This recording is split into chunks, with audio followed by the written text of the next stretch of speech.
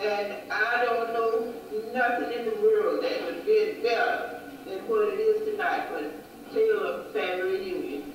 It is just so wonderful to be here. And while I'm here, I want to talk about love. How the old people, starting from the big folk where I was born and raised, everybody was in trouble. Once someone had trouble in their home, the whole community would come and see about that person. And so we need more love. The Taylor's family reunion, I will say to y'all, we got it back together once again. So we want it to be very, everybody belong to the Taylor family.